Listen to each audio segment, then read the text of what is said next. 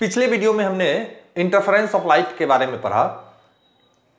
जब दो प्रकाश के तरंग जिनकी फ्रीक्वेंसी और दिशा एक हो लेकिन उनमें कुछ फेज डिफरेंस हो और वो दोनों एक दूसरे पर सुपरइम्पोज कर रहे हो तो उनकी प्रकाश की तीव्रता में परिवर्तन हो जाता है। इसी परिवर्तन को हम इंटरफेरेंस कहते हैं, व्यतिकरण।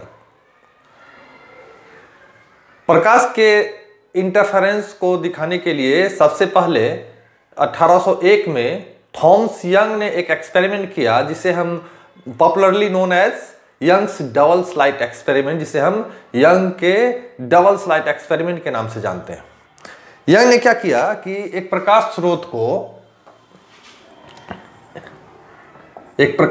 को सबसे पहले एक पिन होल से गुजारते हुए, जिसको कि एस सोर्स मान लेते हैं, क्या किया कि एक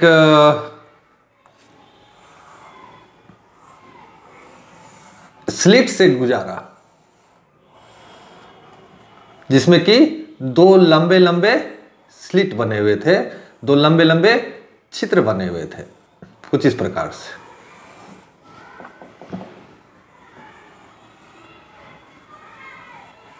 ये दो छिद्र हैं। उसके बाद इसके जस्ट सामने उसने क्या किया, एक पर्दा रख दिया और पर्दे पर उसने बहुत सारे ब्राइट एंड डार्क फ्रिंग प्राप्त किए, बहुत सारे।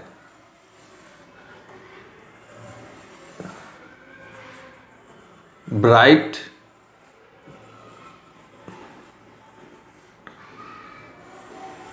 इस तरह से,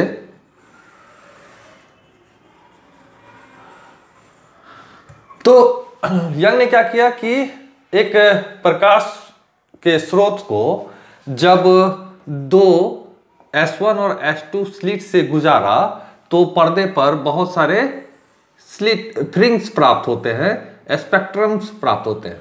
कंबाइंड रूप में इसको स्पेक्ट्रम कहेंगे और अकेला अकेला ये सब क्या है, फ्रिंग है, ठीक है, जिसमें कि bright spot and dark spot थे।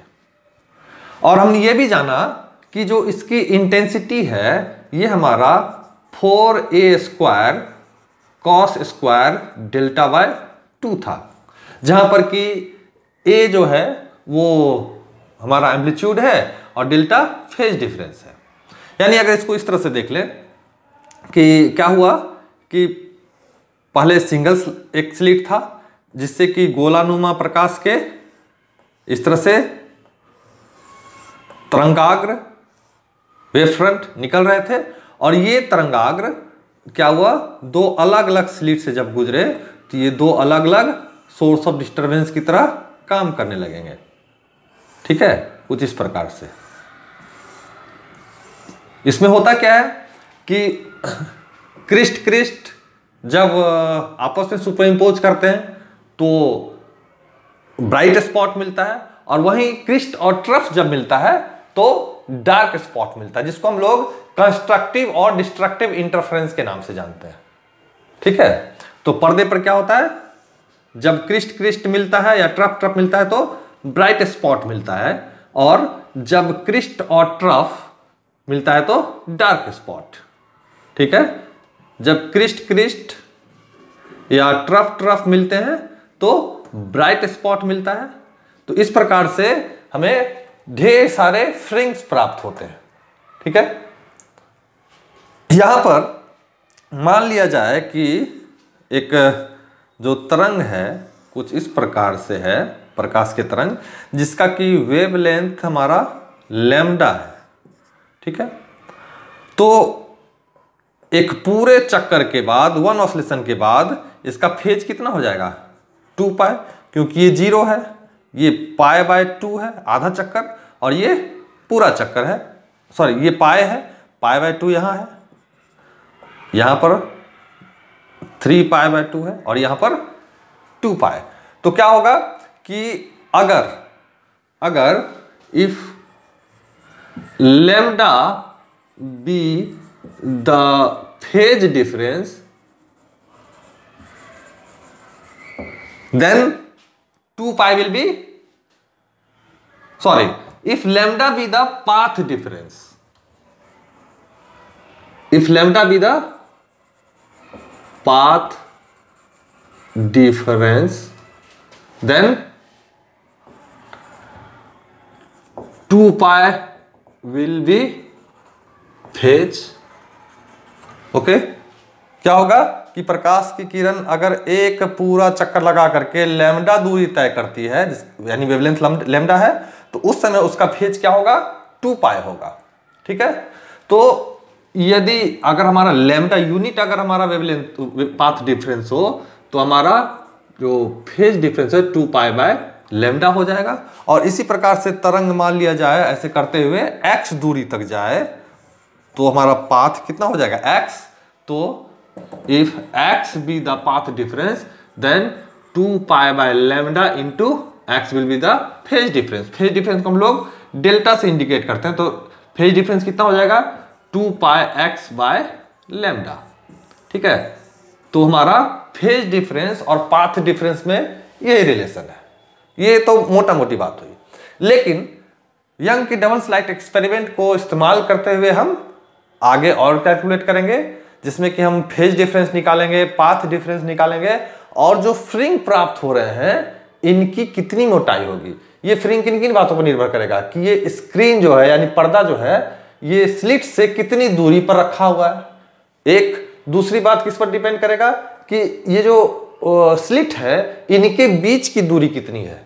ठीक है, तो इसको कैलकुलेट करने के लिए हम क्या करें कि एक सेंक्रोमेटिक डायग्राम बनाते हैं ताकि चीजें और क्लियर हो जाए।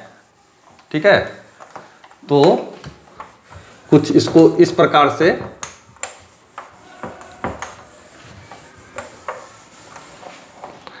कैलकुलेशन के लिए मान लिया जाए कि ये S1 और S2 जो हैं ये हमारा दो स्लिट हैं जो S सोर्स से बन रहे हैं। यहां एक सोर्स है S और इससे हमारा ये दो स्लिट हैं, इससे प्रकाश गुजर रहा है और ये हमारा पर्दा हो गया। पर्दा जो है स्लिट से मान लिया जाए कि D डिस्टेंस पर है। ठीक है, तो क्या होगा कि यहां से एक प्रकाश की तरंग निकलेगी जो कहीं कुछ समय के बाद इस P पॉइंट पर पहुंचेगी। उसी समय में S2 से जो तरंग निकलेगी वो भी अगर यहां मिले तो यहां पर या तो ब्राइट स्पॉट मिलेगा या तो डार्क स्पॉट मिलेगा। मान लिया जाए वो स्पॉट यहां है। ठीक है, और ये हमारा बीच का पोर्शन है एक्सिस O। मान लिया जाए कि S2 और S1 और S2 के बीच यानी स्लिट 1 और स्लिट 2 के बीच टोटल डिस्टेंस है 2D। 2D इसलिए कि कैलकुलेशन में आसान हो जाएगा। ये D डिस्टेंस है और ये भी D है। ठीक है, यहां से दोनों के बीच 2D टोटल डिस्टेंस है। तो हम लोग क्या करते हैं, पाथ डिफरेंस देखना चाहेंगे कि कितना होगा। पाथ डिफरेंस कितना होगा, इसका पाथ इस S2 स्लिट के कारण जो प्रकाश जहां तक जा रही है तो S2P ये एक पाथ हुआ, दूसरा S1P हो गया। तो पाथ डिफरेंस कितना हो जाएगा, पाथ डिफरेंस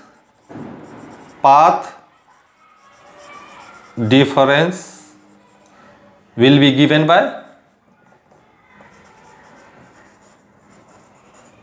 बाय क्या हो जाएगा, S2P माइनस S1P। ठीक है, ये हमारा पाथ डिफरेंस हो जाएगा। तो S2P कितना होगा इसको कैलकुलेट करने के लिए हम क्या करें, इसको यहां मिला लेते हैं, इसको यहां मिला लेते हैं, इसको M1 कर देते हैं और इसको M2 कर देते हैं और P से O के बीच की दूरी को X मान लिया जाए। ठीक है, तो S2P अगर कैलकुलेट करना होगा तो हम ये ट्रायंगल देखते हैं PS2M2। तो क्या हो जाएगा, S2P कैलकुलेट करना है तो इसका स्क्वायर और इसका स्क्वायर, क्योंकि एक राइट एंगल ट्रायंगल है तो हम लोग लिख सकते हैं root under S2M2 square plus perpendicular PM2 square. ठीक है, S2M2 जो है S2M2 ये डिस्टेंस तो D है, इसके जगह हम लोग D लिख लेते हैं, D स्क्वायर प्लस PM2 को X प्लस ये डिस्टेंस D लिख देते हैं। तो क्या हो जाएगा x प्लस डी का होल स्क्वायर। इसको थोड़ा और एक्सपेंड करें तो क्या करें इसको कि अगर डी स्क्वायर यहां से कॉमन ले लें तो हो जाएगा 1 plus x plus d by d का होल स्क्वायर। ठीक है, और यहां से डी अगर बाहर निकल जाए तो हम लोग लिखेंगे, क्या लिखेंगे, डी बाहर है, डी स्क्वायर है तो बाहर निकला रूट से तो हो गया d into 1 plus x plus d by capital D to the power 1/2। Root के बदले हम लोग 1/2 लिखते हैं। ठीक है, और इसको अगर हम लोग बाइनोमियल एक्सप्रेशन से अगर एक्सपेंड करते हैं तो d इंटू क्या हो जाएगा 1 plus 1/2 x plus D square by D square. Binomial expression अगर आप याद करें क्या होता है 1 plus x to the power n equal to 1 plus n x plus n into n minus 1 by factorial 2x square plus n into n minus 1 into n minus 2 divided by factorial 3x cube plus and so on करते हुए क्या हो जाएगा x to the power n। तो ये हमारा binomial expression होता है। लेकिन चूंकि ये d डिस्टेंस जो है इस दोनों स्लिट के डिस्टेंस से बहुत छोटा है तो यहां पर इसको ये लिखेंगे, चूंकि क्या है कि x प्लस डी जो है, x प्लस डी जो है this is very very lesser than d distance, therefore rest part को हम लोग नेग्लेक्ट करके सिर्फ यहां से 1 प्लस nx को ही कंसीडर करेंगे। ठीक है, तो आगे देखें क्या होता है।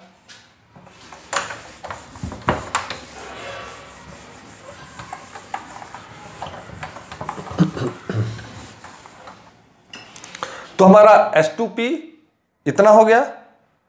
ठीक है, इसी तरीके से सिमिलरली S1P अगर कैलकुलेट करें, ये S2P कैलकुलेट हुआ कितना 1 plus half x plus D square by D square. इसी तरह से S1P करेंगे तो S1P के लिए ये डिस्टेंस हो जाएगा तो हमारा x माइनस डी हो जाएगा। जैसे यहाँ x प्लस डी है तो ऐसे ही x माइनस डी, बाकी एक्सप्रेशन ऐसे ही रहेंगे। तो इसको लिखते हैं, क्या हो जाएगा d into 1 plus half x minus D square by D square. तो हमारे पास S2P भी पता है और S1P भी पता हो गया, तो पाथ डिफरेंस यहां से निकालेंगे। Therefore path difference equal to S2P minus S1P, that will be equal to this one, first this, तो it will be d into 1 plus half x plus D square by capital D square minus again d 1 plus half x minus D square by D square. ठीक है, इसको अगर calculate करें तो finally क्या हो जाएगा यहां पर थोड़ा इसको एक्सपेंड करते हैं तो ये हो जाएगा d plus half x plus D square by D only, क्योंकि ये d और डी स्क्वायर से कटेगा तो बचेगा d, माइनस इसी तरीके से d minus half x minus D square by D. ठीक है, ये d और ये d कैंसिल हो जाएगा तो फाइनली यहां क्या हो गया 1/d कॉमन अगर ले ले तो 1/2d कॉमन अगर ले ले तो हमारे पास बचेगा x plus D square minus x minus D square. ठीक है, और इसको a प्लस बी वाला फॉर्मेट पर अगर तोड़ दें, अगर डायरेक्ट लिखना चाहें तो क्या हो जाएगा 4xd हो जाएगा, या नहीं तो a प्लस बी के होल स्क्वायर पर तोड़े तो ये हो जाएगा 1/2d into this is x square plus 2xd minus D square, यहां माइनस है तो minus x square plus 2xd minus D square, और ये x square cancel, D square cancel, तो यहां से हो जाएगा 2xd और 2xd यानी 4xd, यानी 4xd बाय 2d, और ये हो जाएगा 2 और कट जाएगा तो 2xd बाय d। तो हमारा पाथ डिफरेंस जो है, पाथ डिफरेंस कितना हो जाएगा? Path difference S2p minus S1p हमारा ये इतना 2xd बाय d के बराबर हो रहा है। तो अगर किसी खास क्षण में मान लेते हैं ये ब्राइट स्पॉट है, तो अगर ये ब्राइट स्पॉट है तो ब्राइट स्पॉट के लिए फॉर ब्राइट